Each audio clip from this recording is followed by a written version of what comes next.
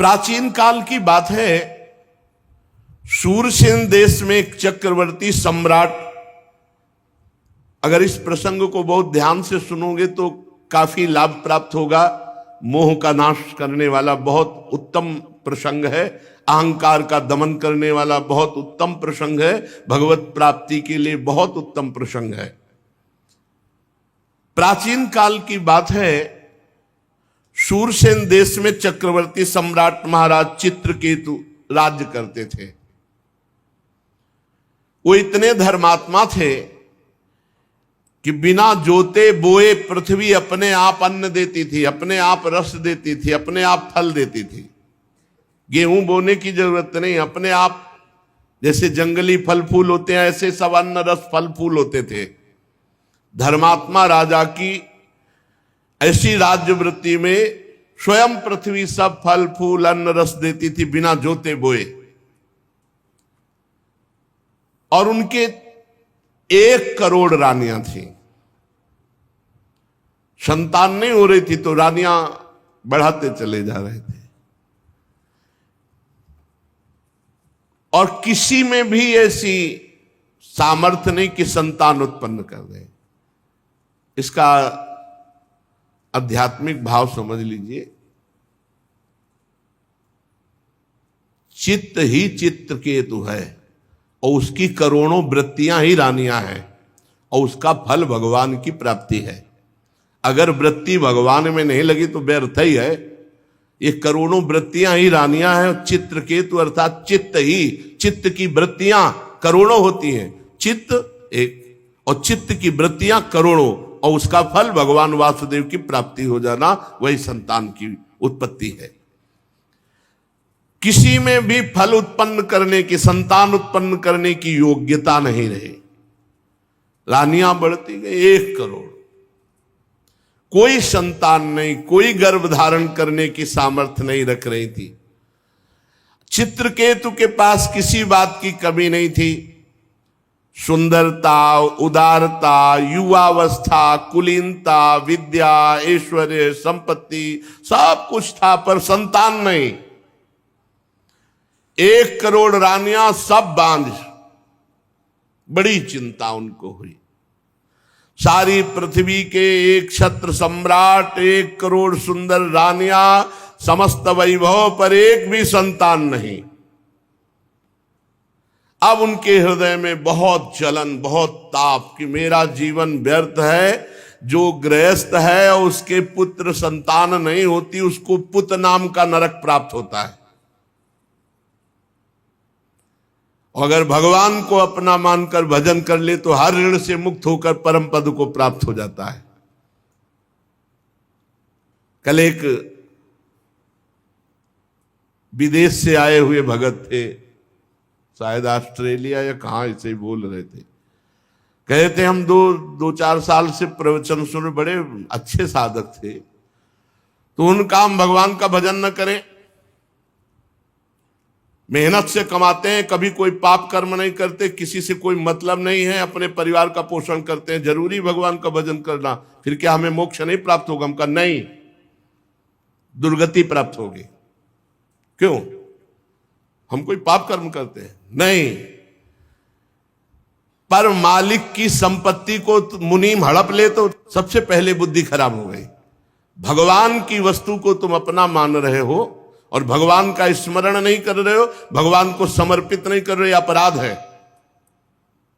नाथ सकल संपदा तुम्हारी, मैं सेवक समेत सुतनारी, और राधा राधा राधा, और सारे कर्म भगवान को समर्पित। अब मोक्ष हो जाएगा, अब कल्याण हो जाएगा। बोले नियत खराब ना हो तो? नियत तो पहले ही खराब कर दी। मालिक की संपत्ति को अपनी मान करके भोग रहे हो, नियत तो पहले ही खराब कर दी। यही बिना अध्यात्म के सूक्ष्मता को समझे जीव, ऐसा क्या भजन की जरूरत है? हम अपने परिवार, तुम्हारा परिवार है, तुमने पैदा किया है। 1 करोड़ रानियां एक भी पुत्र नहीं पैदा कर पा रहे। भगवान ने तुम्हें दिया, स्त्री दिया, पुत्र दिया, घर दिया, मकान दिया, दुनिया की सब संपत्ति तुम्हें जो दी, तो तदीयम वस्तु गोविंदम तुभ्यमेव समर्पये, उससे भगवान की आराधना करो, भगवान का स्मरण करो। अगर ये नहीं करते हो, नर्तन कर फल विषय न भाई, भजिए राम सब काम भियाई। तो तुम्हारी नीयत खराब है, तुम्हें दंड मिलेगा। बड़े अंदर से जल रहे महाराज चित्रकेतु की 1 करोड़ रानियां, एक भी पुत्र नहीं। जब कोई धर्मात्मा पुरुष परेशान होता है तो महात्मा से मिला दिया जाता है, या तो महात्मा के यहां पहुंचा दिया जाता है या महात्मा उसके यहां पहुंच जाते हैं। तो समर्थ अंगिरा ऋषि और देवर्षि नारद, ये विभिन्न लोकों में विहरण करने वाले महापुरुष, ये पहुंच गए चित्रकेतु के महल में। राजा ने देखा अंगिरा जी पधारे, प्रत्युत्थान अर्घादि अर्पित करके साष्टांग प्रणाम किया, बैठा ला, आतिथ्य सत्कार किया और चित्रकेतु जी चरणों के समीप बैठ गए। अंगिरा जी ने कहा कि राजा तुम दुखी से दिखाई दे रहे हो, तुम्हारा राष्ट्र, कोष, सेना, परिवार ये सब ठीक है ना? कौन सी परेशानी, तुम चिंताग्रस्त कैसे हो? और राजन, सुखी वही होता है जो अपने मन को वश में कर लेता है। सब कुछ ठीक हो लेकिन मन वश में ना हो तो जलाता रहता है, उक्लेश देता रहता है। बड़े बड़े लोकपाल भले अधीन हो जाएं, लेकिन अगर मन अधीन नहीं हुआ तो वो असंतुष्ट जलता रहेगा। तुम संतुष्ट नहीं हो, क्या बात है? क्योंकि असंतुष्टता का कारण कामना होती है। तुम्हारे मुख पर चिंता स्पष्ट झलक रही है, असंतोष झलक रहा है, स्वयं तुम ही उसके कारण हो। क्या कामना कर बैठे हो? महाराज अंगिरा ऋषि तो त्रिकालज्ञ थे, पर उनके मुख से कहलाना चाहते थे। सम्राट चित्रकेतु ने कहा, भगवान, जिन योगियों की तपस्या, ज्ञान, धारणा, ध्यान, समाधि के द्वारा सारे पाप नष्ट हो चुके हैं, जिनका जीवत्व तो नष्ट हो चुका है, वो त्रिकालज्ञ होते हैं।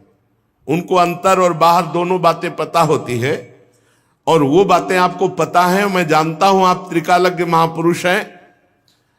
ऐसा होने पर भी जब आप जानबूझकर मुझसे ही सुनना चाहते हैं तो मैं आपकी आज्ञा मान करके निवेदन करता हूं। मुझे पृथ्वी का एक छत्र साम्राज्य प्राप्त है, ऐश्वर्य प्राप्त है, संपत्तियां प्राप्त हैं, लोकपाल भी जिनके लिए लालायित रहते हैं ऐसे भोग प्राप्त हैं। 1 करोड़ रानियां हैं, फिर भी एक भी संतान नहीं। महाभाग्यवान महर्षि, मैं तो बहुत दुखी हूं। और मैं ही दुखी नहीं, मेरे पितर भी दुखी हैं, क्योंकि उनको पिंडदान नहीं मिलेगा। जब संतान ही नहीं तो क्या होगा? अब परलोक में मुझे नरक मिलेगा। ऐसी व्यवस्था कर दीजिए कि लोक परलोक मेरा सुखमय हो जाए। श्री सुखदेव जी कहते हैं, परीक्षित, जब राजा चित्रकेतु ने इस प्रकार प्रार्थना की तो सर्व समर्थ एवं परम कृपालु ब्रह्मपुत्र भगवान अंगिरा ने त्वष्टा देवता के योग्य चरु निर्माण करके उनका यजन किया। और चित्रकेतु की सबसे बड़ी रानी, जो सद्गुणवती और महान स्वभाव वाली, कृतद्युति उनका नाम था। महर्षि अंगिरा ने मंत्रों के द्वारा यजन किया हुआ चरु उन्हीं को केवल दिया, कृतद्युति को। राजा चित्रकेतु से कहा, तुम्हारी पत्नी के गर्भ से एक पुत्र होगा जो तुम्हें हर्ष और शोक दोनों प्रदान करेगा। और ऐसा कहकर अंतर्ध्यान हो गए। चित्रकेतु को एक बात केवल सुनाई दी, तुम्हारे पुत्र होगा। आगे की बात नहीं सुनाई दी, जो हर्ष और सुख प्रदान करने वाला होगा। महारानी कृतद्युति प्रसाद को जो मंत्र से अभिषिक्त था पाया और गर्भ धारण किया। अब तो रोज चित्रकेतु के हृदय में अपार आनंद और सीधे राजकाज करके कृतद्युति के ही महल में जाना। कृतद्युति का गर्भ शुक्ल पक्ष के चंद्रमा के समान दिनों दिन क्रमशः बढ़ने लगा। समय आने पर महारानी कृतद्युति के गर्भ से एक सुंदर पुत्र हुआ। जिस दिन से गर्भ रहा उस दिन से गर्भ जब आज प्रकट हुआ, महाराज रोज वहीं जाते और ये बात शेष रानियों के हृदय में आग पैदा कर दी कि आने की तो बात क्या, देखते भी नहीं महाराज, बस जब देखो कृतद्युति के महल में। अब जब पुत्र हुआ तो महाराज ने राजकाज में भी जाना कम कर दिया, बस इतने आनंदित पुत्र के लाड़ प्यार में खूब लुटाया हर्ष। सम्राट थे, कोई कमी तो थी नहीं। वस्त्राभूषणों से सुसज्जित होकर ब्राह्मणों से स्वस्ति वाचन कराया, पुत्र का जात कर्म संस्कार करवाया और ब्रह्म ऋषियों को ब्राह्मणों को सोना चांदी वस्त्र आभूषण गांव के गांव और घोड़े हाथी 6 अर्बुद गौओं का दान किया। 6 अर्बुद। राजा चित्रकेतु पुत्र के लिए धान सब कुछ जो जो मांगा सब कुछ, ब्रह्म ऋषियों को मांगने वालों को जैसे मेघ वर्षा करता है ऐसे धन की वर्षा की चित्रकेतु जी ने, क्योंकि बड़ी कठिनाई और कामनाओं के बाद पुत्र की प्राप्ति हुई। महारानी कृतद्युति बहुत गर्व में, क्योंकि पुत्र हुआ तो उनका सबसे बड़ा सम्मान। 1 करोड़ रानियां थी, अन्य रानियों के हृदय में बहुत ही सवतिया डाह, ये बहुत जलन वाला होता है। एकत्रित होने लगी वो, कहे बहन तुम्हारे यहां आए महाराज? बोले नहीं हमारे यहां। बोले देख रही हो रोज कृतद्युति के पास जाते हैं, हम देख रहे हैं कि महाराज कृतद्युति को प्यार कर रहे हैं क्योंकि उनके पुत्र हुआ, हम सब बांझ हैं इसलिए हमारा तिरस्कार कर रहे हैं। एक तो वैसे ही हम जल रही थी कि हमारे गर्भ नहीं रहा, उनके गर्भ हुआ, और दूसरे महाराज भी प्यार नहीं कर रहे। इतनी डाह पैदा हुई कि आपस में कहने लगी कि हम तो अभागिनी हैं ही, पर इनको भी सौभाग्यशालिनी रहने नहीं देंगी। बड़ा विचित्र है ये डाह जो है, ईर्ष्या जो है, ये बहुत जलन पैदा करती है और बड़ा अनर्थ करा देती, बड़ा पाप करा देती है। देखो ना, अब तो महाराज मुझे पत्नी भी मानने के लिए स्वीकार नहीं कर, सीधे बस कृतद्युति के महल में। सचमुच हम सब धिक्कार के योग्य हो गई। देखो हम तो दासियों के समान भी नहीं रही, हम लोग बड़ी अभागिनी हैं। बार बार तिरस्कार पा करके भी सह रही इस तिरस्कार। अब सबने कृतद्युति के प्रति द्वेष प्रकट किया, और द्वेष डाह से बुद्धि मारी जाती है। उनके हृदय में क्रूरता छा गई और सबने एक संगोष्ठी बैठा ली अन्य रानियों ने, और कर कहा कि अगर राजे कुमार मार दिया जाए तो कृतद्युति जो फूली फूली घूम रही है ये सब ठीक हो जाएगा। देखो ईर्ष्या कौन सा रूप धारण करती है। नन्हे राजकुमार को मारने का प्लान बना लिया, संकल्प कर लिया। अब प्रायः धायमा राजकुमार की सेवा में कई लगी रहती थी। एक धाय को संपत्ति और भय, संपत्ति दिया और भय कि अगर नहीं करेगी तो तेरे मृत्यु दंड दिलाएंगे। तो वो तो रानियां ही हैं, भयभीत हो करके बच्चे के दुग्ध में हलाहल जहर डाल करके पिला दिया गया। देखो ईर्ष्या के कारण इनको ये ध्यान नहीं रहा कि महाराज की हालत क्या होगी। अपने हृदय की जलन मिटाने के लिए कितना बड़ा अनर्थ कार्य कर दिया कि पूरे राज्य का भविष्य उन्होंने चौपट कर दिया।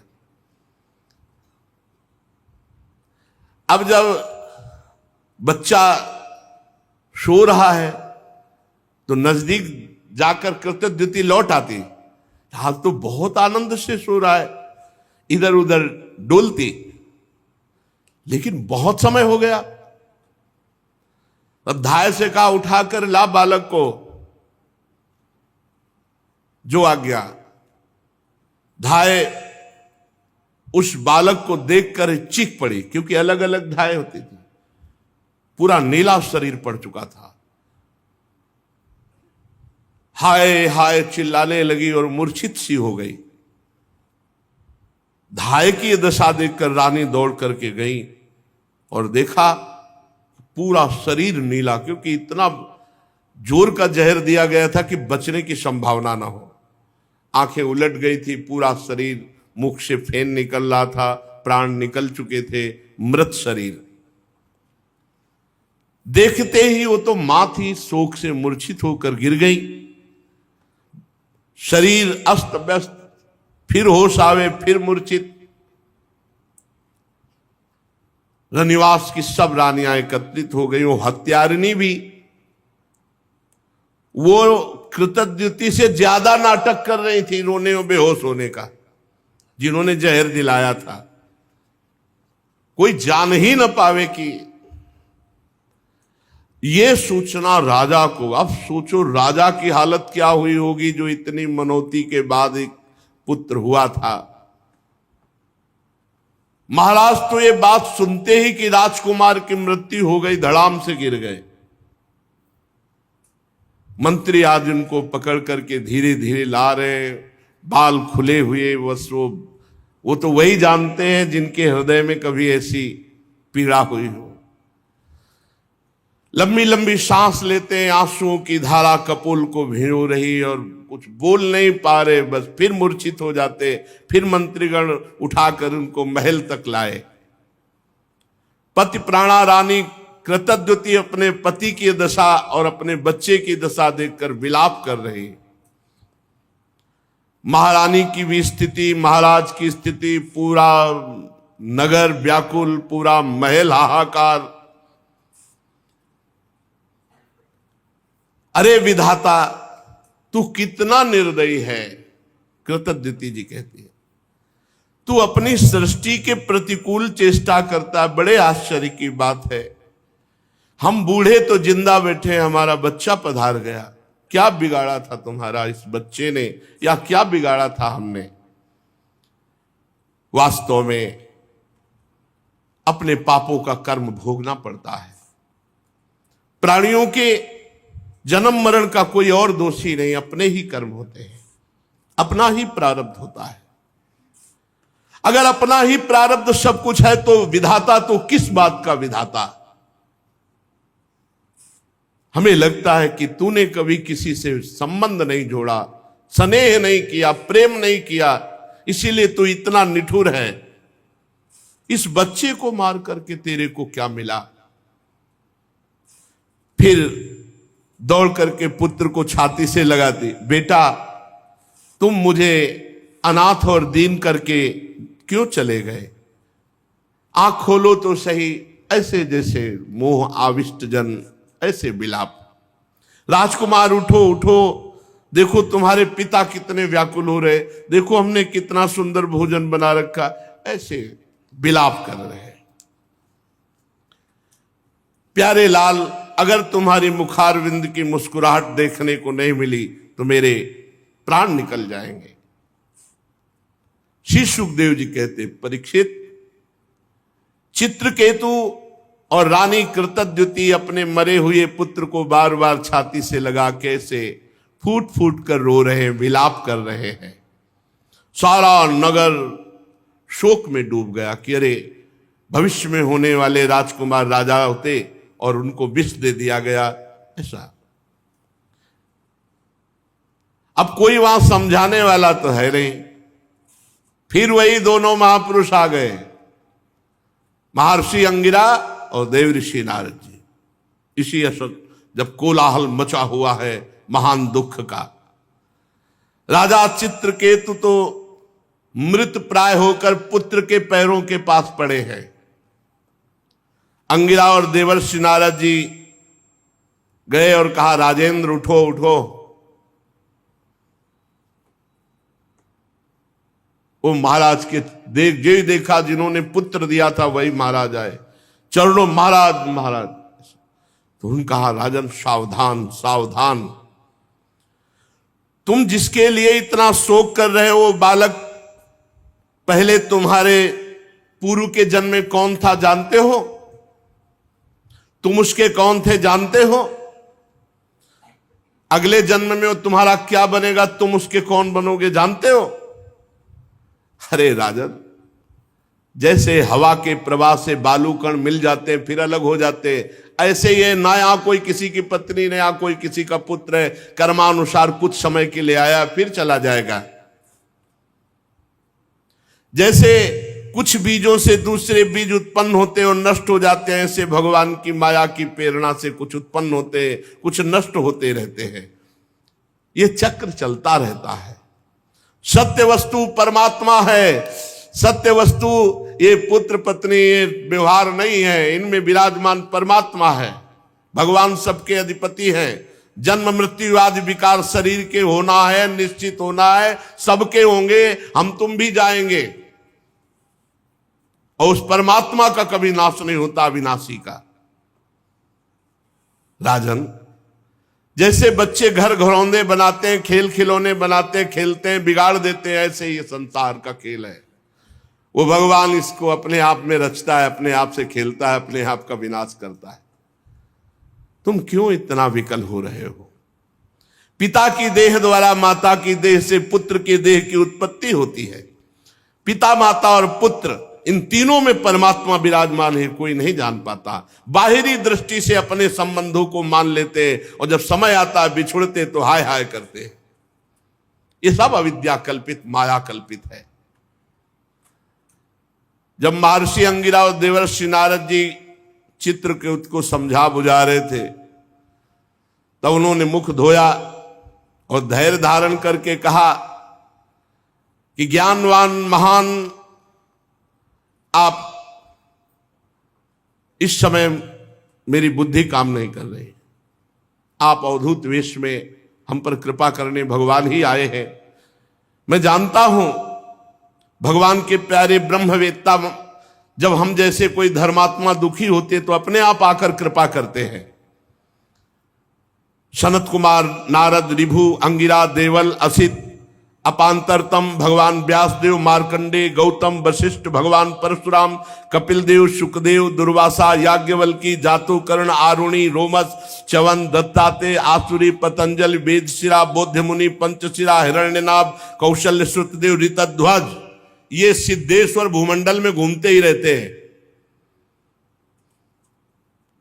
जब किसी धर्मात्मा पुरुष को कोई विपत्ति आती है तो किसी न किसी रूप में बदल कर आते हैं और उसका सहयोग करते हैं, ज्ञान उपदेश करते हैं। हमें लगता है आप लोग हमें ज्ञान उपदेश करने के लिए आए हो। तो महर्षि अंगिरा ने कहा राजन जरा नेत्र खोल करके देखो, मैं अंगिरा ऋषि देवर्षि नारद है। जब तुम पुत्र प्राप्ति के लिए विकल होकर बोले थे, हम ही ने तुम्हें पुत्र प्राप्ति का वरदान दिया था और कहा था तुम्हें हर्ष और शोक होगा। ये तुम्हारे सामने खड़े भगवान के स्वरूप देवर्षि नारद हैं। जब हम लोगों ने देखा कि तुम्हारा जैसा धर्मात्मा राजा पुत्र शोक से अज्ञान अंधकार में डूब रहा है तो सोचा चलो धर्मात्मा को शोक में डूबने का अवसर नहीं दिया जाता। तुम्हारे ऊपर अनुग्रह करने के लिए, कृपा करने के लिए भगवान ने हम दोनों को भेजा है। सच्ची बात तो यह है कि जो धर्म का पालन करता है वो शोक करने योग्य नहीं होता। वैसे तो मैं तुम्हें जब पहली बार ही आया था तो तुम्हें ब्रह्म ज्ञान का उपदेश देने के लिए आया था, लेकिन देखा कि तुम पुत्र कामना से युक्त हो तो पहले तुम्हारी यह कामना नष्ट हो तब तुम्हें ज्ञान की प्राप्ति होगी। इसीलिए मैंने तुम्हें ज्ञान न देकर पुत्र दिया। अब तुम स्वयं अनुभव करो क्या सत्य है। पुत्रवान को कितना दुख होता है। यही बात स्त्री, घर, धन, विविध प्रकार की ईश्वर संपत्तियां जिसमें हम अपनापन कर लेते हैं वो परिणाम में दुख ही देता, क्योंकि संसार दुखालयम अशाश्वतम। राजन, ये शोक मोह भय दुख का कारण है भगवान से विमुख होना। ये मन के खेल खिलौने हैं। ये माया का जादू है। इसलिए सृष्टि के राग में न फंस करके जो भगवान का भजन करता है वही शोक रहित होता है। तुम परमात्मा में स्थित हो। देवर्षि नारद जी ने कहा, राजन मैं तुम्हें एक मंत्र देता हूं, इस मंत्र का जाप करो, 7 दिन में भगवान संकर्षण शेष जी का तुम्हें दर्शन हो जाएगा। भगवान शंकर आदि ने श्री संकर्षण देव की ही चरणों का आश्रय लिया था और द्वैत का भ्रम त्याग कर महामहिमा में शुद्ध ज्ञान को, इससे बढ़कर कोई नहीं है, इसी को परम पद कहते हैं। देखा कि मंत्र लेने में रुचि नहीं है क्योंकि पुत्र पधारा है। शोक और उस समय मंत्र। देवर्षि नारद जी ने आकर्षण किया उस जीवात्मा का जो पुत्र के रूप में आई थी। देवर्षि नारद जी ने कहा, जीवात्मन पश्य भद्रम ते मातरम पितरम चते सुहृदो बांधवास तप्ता सुचा त्वत्कृत्या भृशम कलेवरम स्वाम अविश्य शेषमायु सुहद व्रता भुंक्ष भोगान पितृ प्रत्तान तिष्ठ नृपासनम। चलो इस शरीर में आ जाओ और पूरी आयु व्यतीत करके तब फिर यहां से जाना। आ जाओ, जीवात्मा को बुलाया। ये देखो तुम्हारे पिता कैसे व्यतीत हो रहे हैं, माता कैसे, और सब पूरा महल कैसा रो रहा है। आओ और पिता के दिए हुए भोगों को भोगो, और मैं कह रहा हूं पूरी आयु व्यतीत करो। चलो अपने शरीर पे आ जाओ। जीवात्मा ने आवाज की, कहा, देवर्षि जी आप कह रहे हैं, आप कह रहे हैं कि मेरे पिता है, माता है। अरे इसके कितनी बार मैं बाप बन चुका हूं, कितनी बार इसका माता बन चुका हूं। ये मेरा माता पिता नहीं है। ये कितनी बार भाई बन चुका है, कितनी बार नाती बन चुका है, कितनी बार हमारा शत्रु बन चुका है। ये कितनी बार हमसे उदासीन हुआ है, कितनी बार हमसे द्वेष किया है। अपने कर्मानुसार मैं आज इसका पुत्र बना था, बस इतने समय के लिए। ये मेरा कोई नहीं है। जैसे व्यापारी के पास से सामान एक के पास दूसरे के पास जाती रहती है, ऐसे कर्मानुसार जीव एक के पास दूसरे के पास जाता रहता है। विचार करने से पता चलता है। 4 दिन इसके यहां जन्म ले लिया, ये हाय हाय करके कह रहा है मेरा पुत्र, मेरा पुत्र। ये सुना रहे हैं सबको, सबके बीच में सुना रहे हैं। नित्य अहंकार रहित वो जब जीव अपने कर्मानुसार गर्भ में आता है, तभी तक, जब तक शरीर में रहता है तभी तक वो माता पिता मानता है। इसके बाद कुछ नहीं उसकी याद, कोई उसका नहीं। जैसे कोई लोग पूछते हैं कि हम जब मर के जाएंगे तो हमारे पिता हमसे बात करेंगे, माता बस शरीर तक, शरीर छूटा काम खत्म। शरीर तक केवल संबंध। मैं अविनाशी हूं, मैं सूक्ष्म हूं, जन्मादि से रहित हूं, अपने कर्मवश इसके गर्भ में आया था। ये ना मेरी माता है, ना मैं इसका पुत्र हूं। जन्म मृत्यु से रहित हूं, मैं ईश्वर स्वरूप हूं। ना तो मेरा कोई प्रिय है, ना कोई अप्रिय है, ना मेरा कोई अपना है, ना कोई पराया है, ना कोई हित है, ना कोई अहित है, ना कोई मित्र है, ना कोई शत्रु है। मैं सबसे उदासीन, मैं अद्वितीय हूं। इस शरीर कर्मानुसार ग्रहण करने मात्र से केवल कुछ समय के लिए मैं पुत्र बना था। राजा से कहा, सुनो। और देवर्षि नारद जी से जीवात्मा ने कहा कि अब इस शरीर, गंदे शरीर को मैं स्वीकार नहीं करता। राजा ने कहा कि जाओ जाओ, मोह नष्ट हो गया। क्योंकि जब ज्ञान की बात सुनी, जीवात्मा ऐसा कहकर अंतर ध्यान हो गया, राजा का मोह बंधन कटा। फिर उन्होंने मंत्र लिया। पहले मंत्र, मोह गए बिनु राम पद होई न दृढ़। बहुत मोह विचित्र होता है। अब तो राजा ने उदासीन होकर के कहा, इसका जात संस्कार कर दो। शरीर का और दैहिक क्रियाएं पूर्ण की गई। राजा ने दुस्तज स्नेह का त्याग किया। और जिन रानियों ने बच्चे को विष दिया था, वे सब बाल हत्या के कारण श्रीहीन हो गई। अब तो हाय हाय उनके हृदय में जलन, अब उसका पाप का सब चिल्ला चिल्ला कर कहने लगे कि मैंने विष दिया। पाप छुपता नहीं, वो नष्ट करता है। अंगिरा जी ने उनको भी उपदेश दिया, बाल हत्या का प्रायश्चित करवाया, मात्सरहीन करके उनको भजन में लगाया। जहां संत पहुंच जाते हैं मंगल ही मंगल हो जाता है। उन सब माताओं को जिन्होंने ईर्ष्यावश जहर दिया था, बाल हत्या का प्रायश्चित करवाया, मात्सरहीन किया और उनको भजन का उपदेश किया।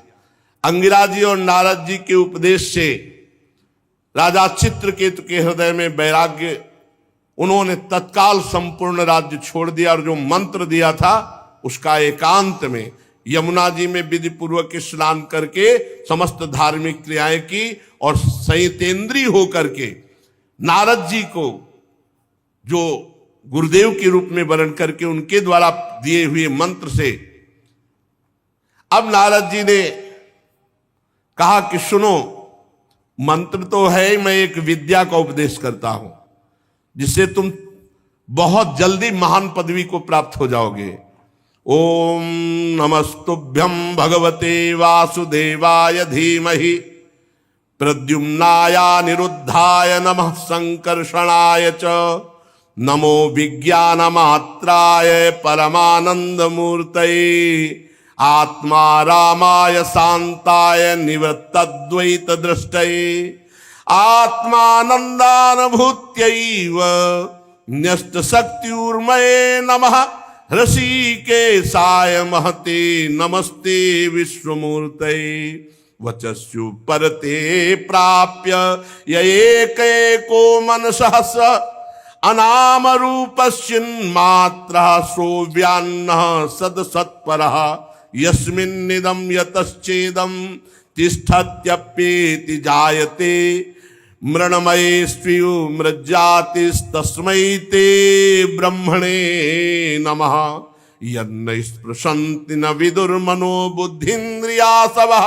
अंतर्बहिश्च विततं व्योमवत्तन्नतोऽस्म्यहम्।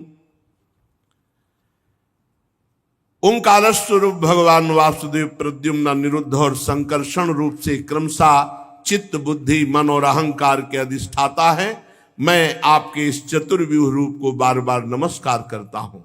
आप विशुद्ध विज्ञान स्वरूप हैं, आपकी मूर्ति परमानंदमयी है, आप अपने स्वरूप भूत आनंद में मगन रहते हैं, आप माया जनित राग द्वेष आदि दोषों का तिरस्कार करते हैं। हे प्रभु, मैं आपको नमस्कार करता हूं। आप सबकी समस्त इंद्रियों के प्रेरक परम महान विराट रूप है। हे प्रभु, मैं आपको नमस्कार करता हूं।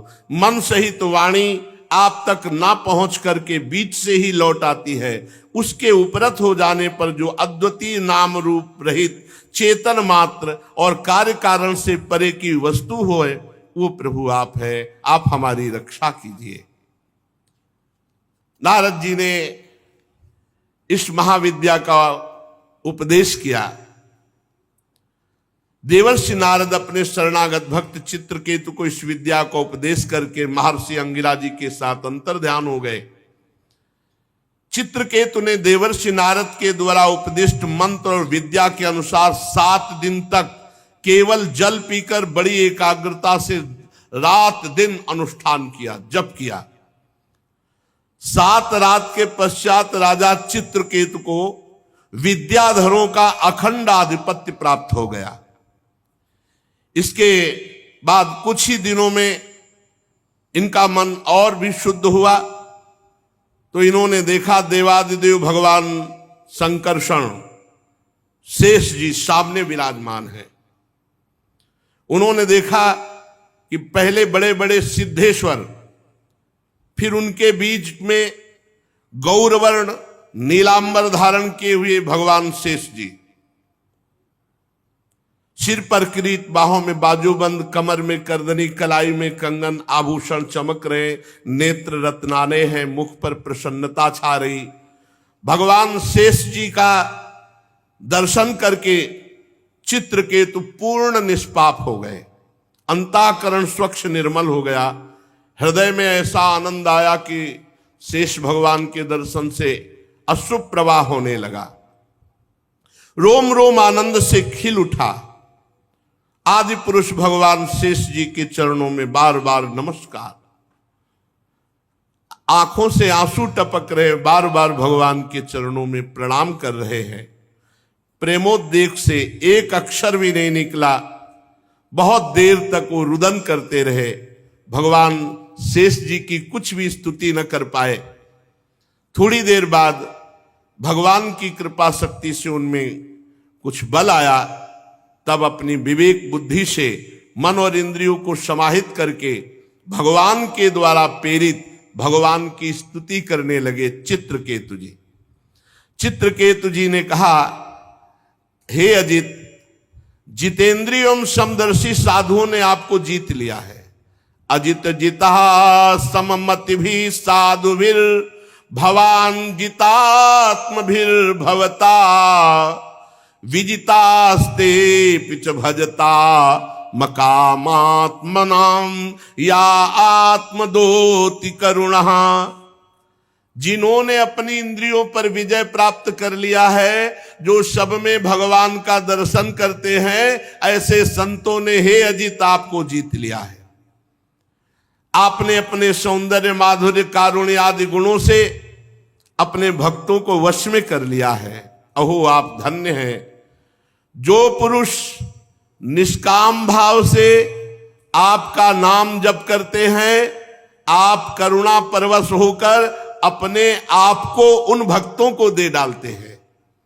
हे भगवान, जगत की उत्पत्ति, स्थिति, प्रलय आपके एक लीला विलास है। विश्व निर्माता ब्रह्मादि आपके अंश के भी अंश हैं। फिर भी वे पृथक पृथक अपने को जगत कर्ता मानकर स्पर्धा करते हैं।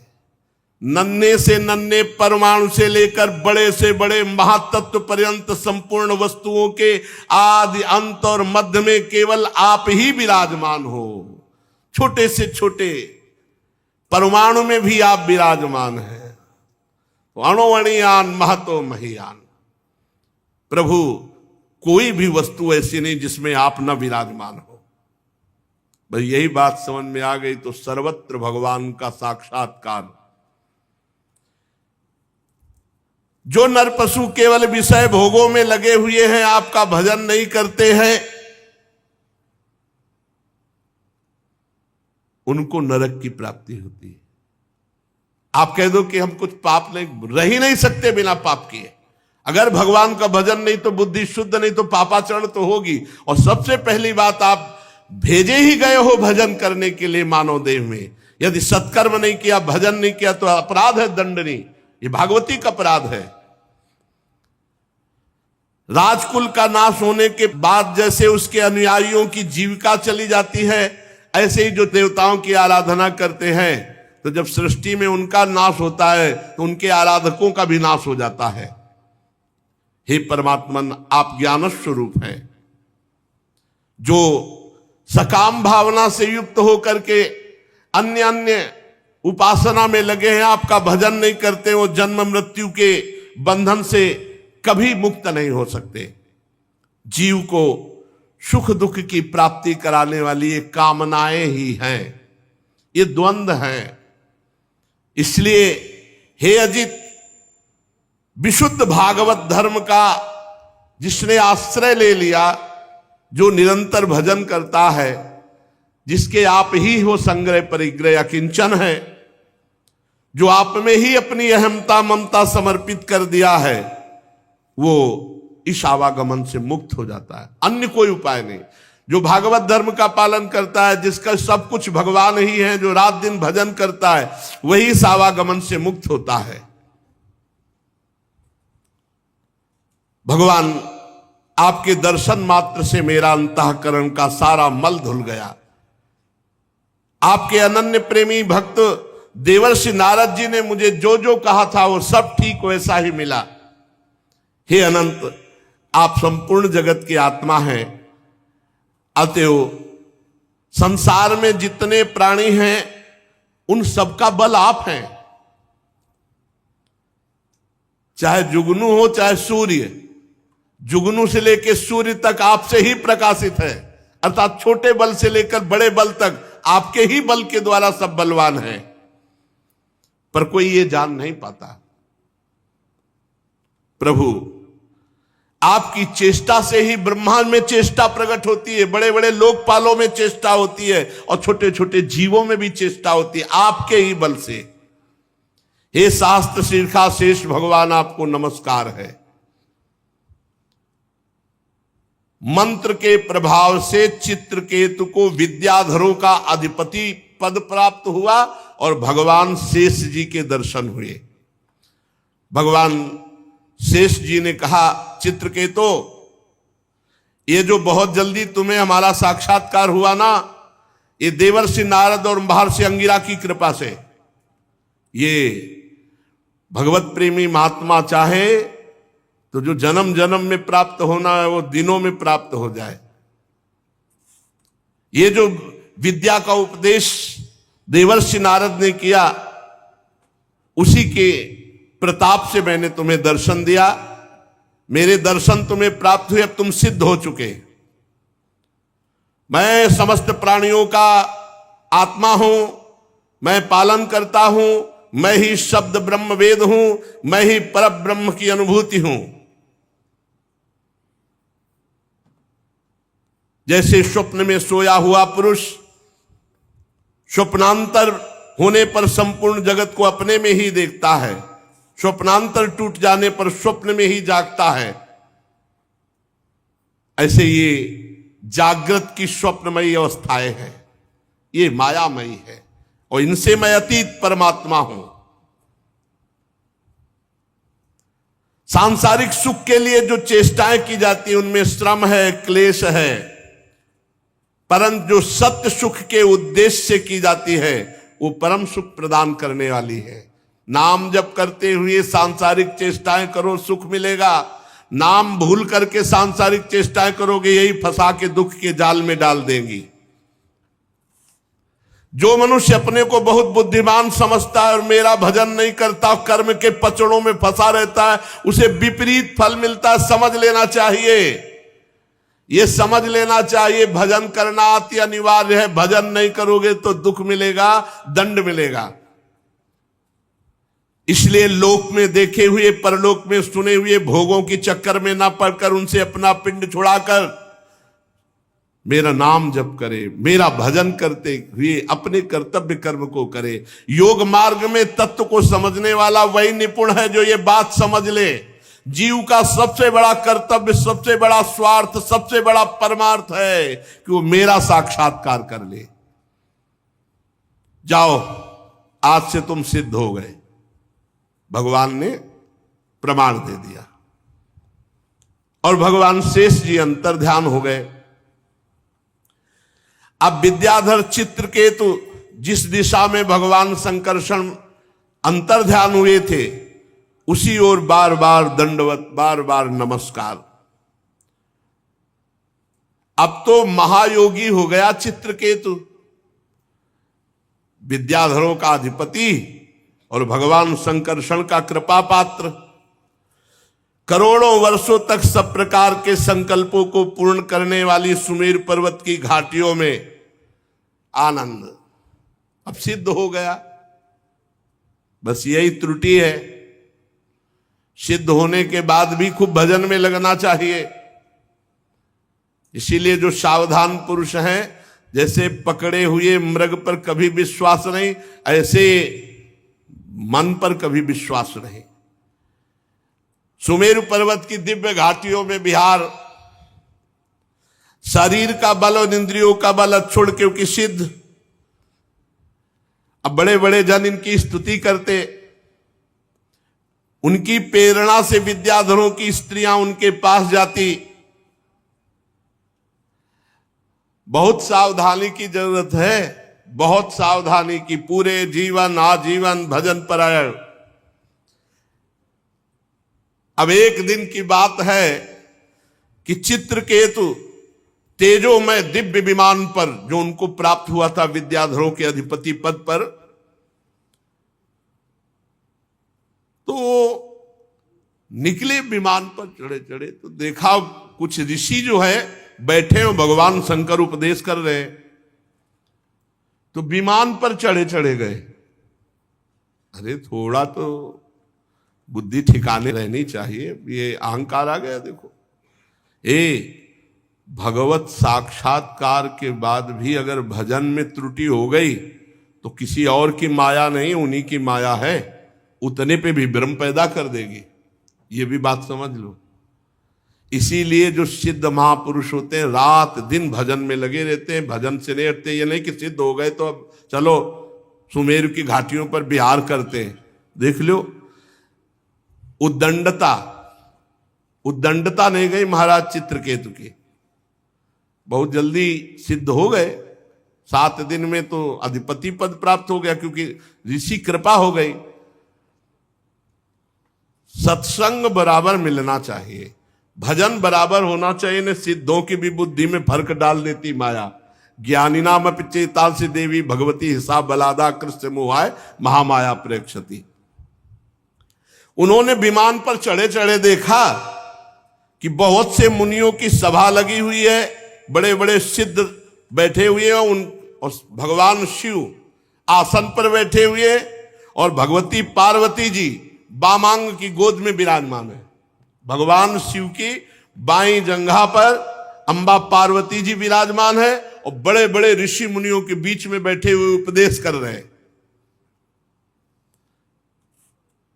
चित्रकेतु विमान पर चढ़े चढ़े ही पहुंच गया। अरे इतना तो हो साला चाहिए कि तुम्हारे से ज्यादा सिद्ध वहां जमीन में बैठे हैं, और सब सिद्धों के गुरु भगवान शंकर। तो ये विमान ही पे चढ़ा गया नीचे। विमान को ऐसे नीचे मतलब जमीन में नहीं उतारा, ऐसे बीच इच्छाधारी विमान होते, जो आप इच्छा करो वैसे विमान। तो वैसे भगवान शंकर के समकक्ष विमान लेके गया। बड़ा भारी अपराध है, बड़ा भारी अपराध। विमान पर चढ़े चढ़े उनके पास गया, और पार्वती जी तरफ देख करके हंसने लगा, और जोर जोर से कहने लगा, एस लोक गुरु साक्षात धर्मम वक्ता शरीरिणाम आस्ते मुख्या सभायाम वै मुथुनि भूय भार्यया जटाधरस तीव्र तपा ब्रह्मवादि सभापति अंगीकृत स्त्रियम चास्ते गत ही प्राकृतो यथा। वो तो थोड़ा और अशुद्ध शब्द बोल रहा है। विमान पे चढ़े थे, बुद्धि भ्रष्ट हो गई। बहुत कितना कड़ुआ बोला, मतलब भगवान के सामने कोई बोल सकता है, और ये नहीं जानते कि वही पार्वती है, वही शिव है। अरे महायोगी भगवान शिव। भगवान शंकर तो मुस्कुरा दिए, जैसे छोटा बच्चा कोई उद्दंडता पूर्वक बोले तो पिता मुस्कुरा देते ना। तो भगवान शंकर, भगवान अपि तच्छ्रुत्वा प्रास्या अगाध धीर नृप, अगाध ब्रह्मबोध प्रदान करने वाले भगवान शिव तो केवल मुस्कुरा दिए, बच्चा है। चित्रकेतु अब भी कटाक्ष करके पार्वती जी की तरफ हंस रहा था। भगवान शिव शांत बैठे, सब ऋषि मुनि, अरे इसकी बुद्धि भ्रष्ट, क्या बोल रहा है। अरे सनकादि अब ऋषि मुनि हुआ, कोई ये थोड़ी है कि सब सिद्ध भगवत प्राप्त महापुरुष वहां बैठे, ब्रह्मबोध चर्चा हो रही। चित्रकेतु को भगवान शंकर का प्रभाव नहीं मालूम था, सत्संग नहीं हुआ। बहुत काल सत्संग करने से तब बात भक्तमाली जी कह रहे थे, बिना सत्संग के भगवान मिल सकते, उद्दंडता नहीं जा सकती। अगर साधु सेवन किया होता ना 2-4 साल, लंगोटी धोया होता महात्मा की, तो इसकी बुद्धि खराब नहीं होती। मंत्र दे दिया, 7 दिन में मंत्र के प्रभाव से विद्याधर का अधिपति बना। थोड़े दिन और जब किया, संकर्षण भगवान का दर्शन हो गया। अभी एक कुछ दिन रहता संतों के, नारद जी के पास, संतों के पास रहता, तो उद्दंडता ना रहती इसकी। इतनी बड़ी उद्दंडता। जितने भी सभा में बैठे थे सब की रुद्र दृष्टि हो गई, कैसे बात कर रहा है भगवान शिव से, कैसे बात कर रहा है।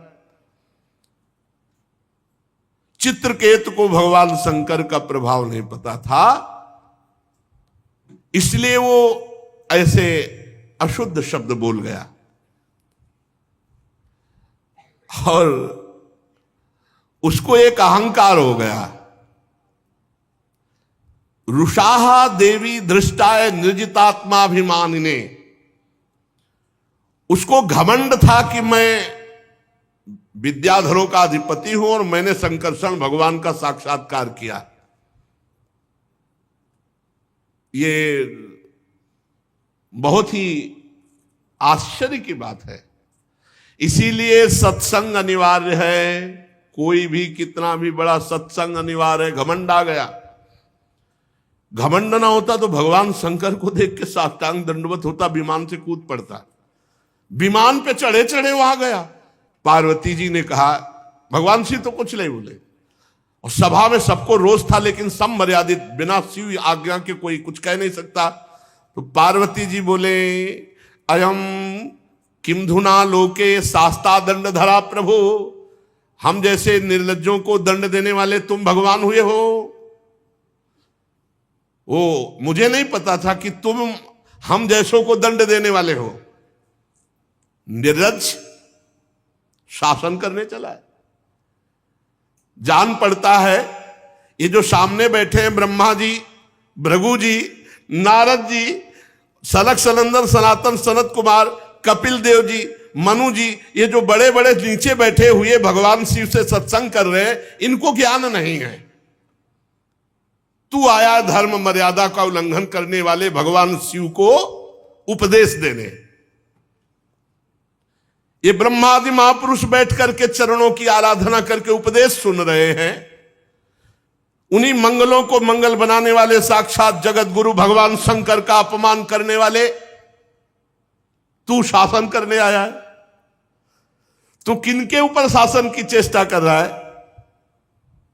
तू दंड का पात्र है। वो दंड माता जी ने कहा। तुझे घमंड हो गया है, दिखाई दे रहा है विमान में बैठा मूर्ख।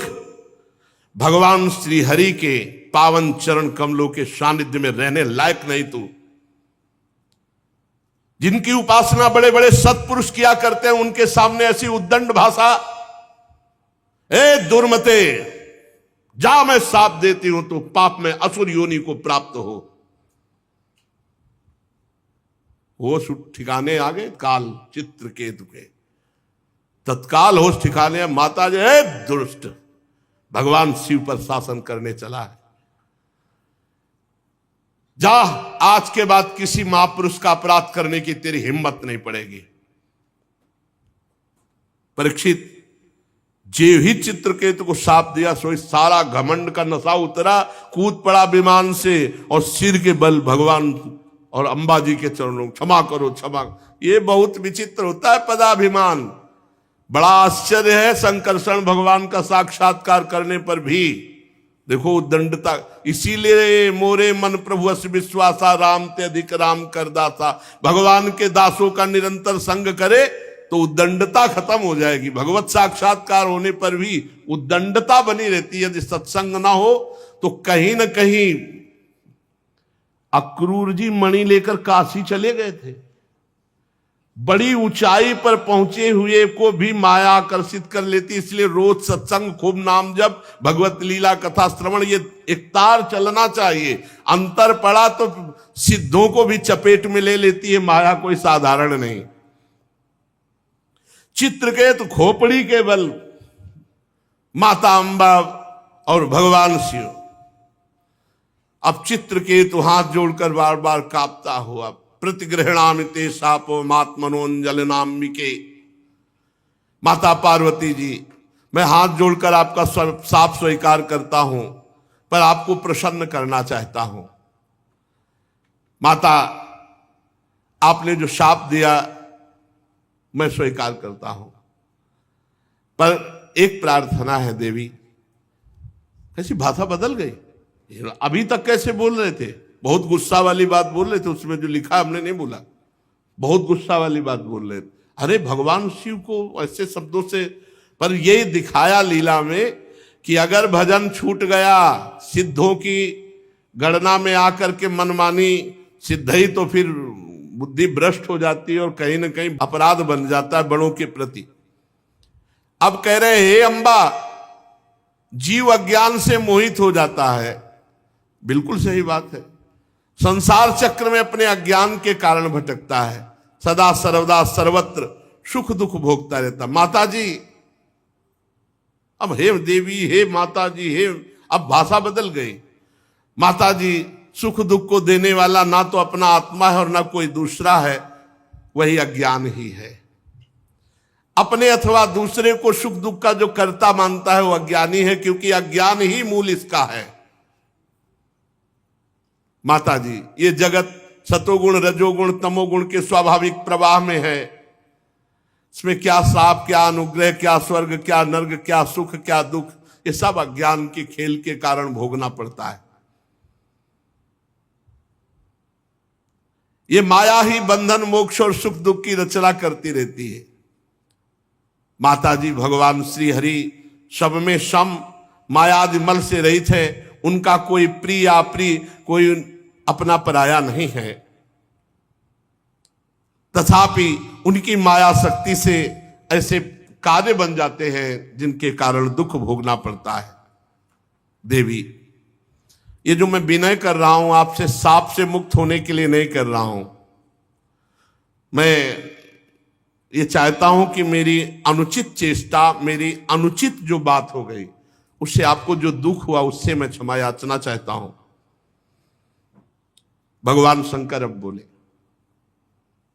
माता जी से ही बोले, सुंदरी, दिव्य लीला विहारी भगवान के निष्प्रिय उदार हृदय दासानुदास की महिमा तुम अपने आंखों से देख लो।